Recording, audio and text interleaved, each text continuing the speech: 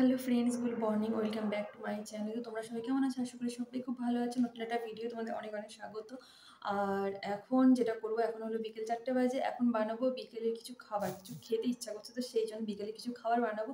চলো তোমাদের সঙ্গে পুরো ব্লগটা অবশ্যই শেয়ার করবো, দেখতে থাকো তো পুরো ব্লগটা। আর কেমন লাগলো অবশ্যই জানিও কমেন্টে। তো চলো।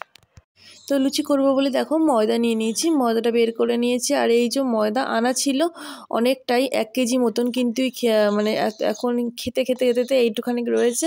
আর কি বলো তো, ওই প্যাকেটের আটা ময়দা এনো না, তাড়াতাড়ি করে খেয়ে নেওয়াটাই বেটার, মানে বেশি দিন ফেলে রাখলে পোকা হয়ে যায়।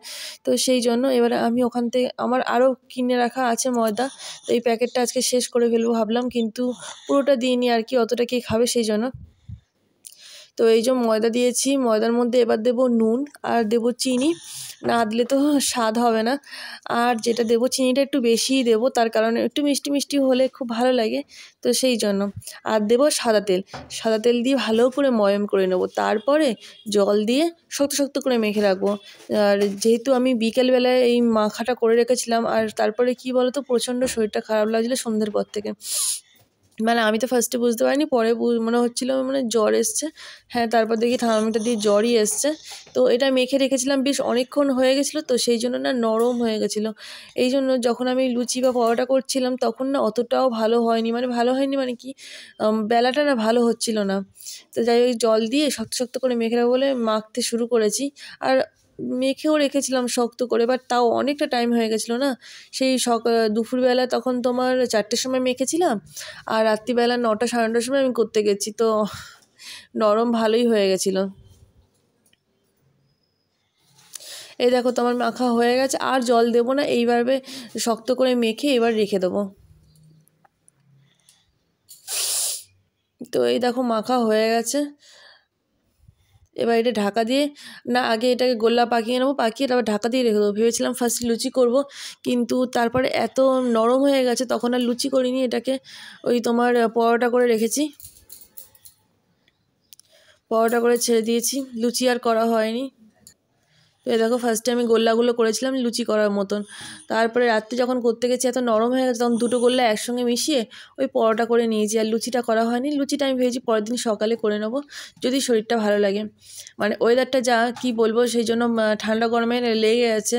আর দুদিন ধরে খুব কানটা চুলকাচ্ছিলো, তখন বুঝতে পারিনি যে ঠান্ডা লেগেছে, সেই জন্য কানটা খটখট খটখট করছে।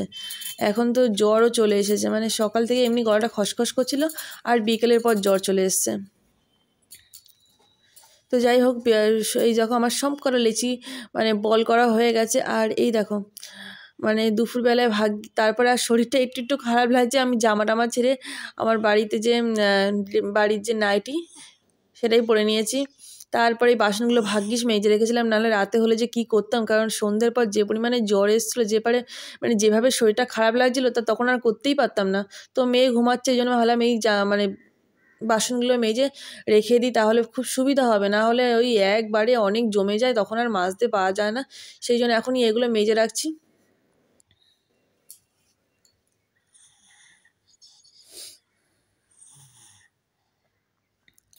এখন এগুলো মেজে ধুয়ে তুলে রেখে দেবো।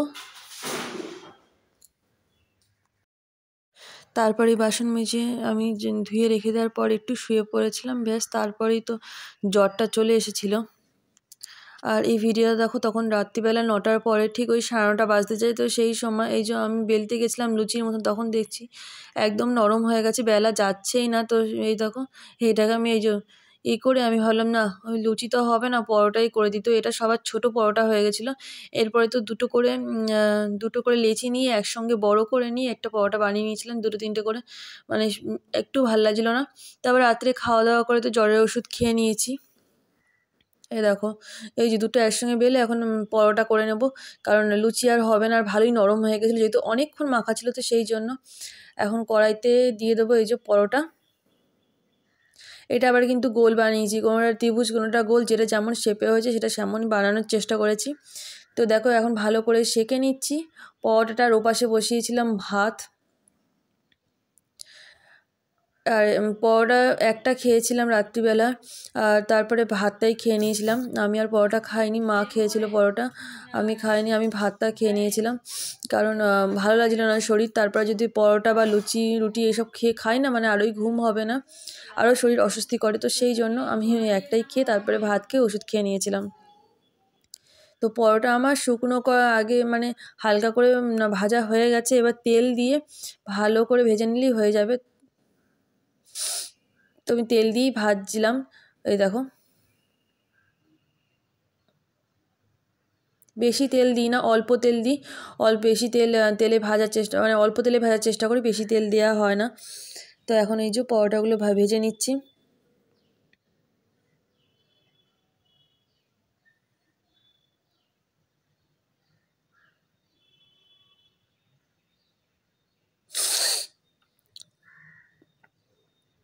আমি এখন কথা বলছি, এখন আমার গলাটা ব্যথা, মানে যখন ভয়েস দিচ্ছি তখন আমার গলা ব্যথা, এতটাই শরীরটা খারাপ লেগেছে, মানে খারাপ হয়ে গেছিলো কালকে রাত্রিবেলা।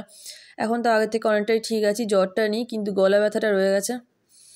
মানে যাই হোক, সব কটা পরোটা ভাজা হয়ে গেছে, দেখো আমার কমপ্লিট পরোটা ভাজা।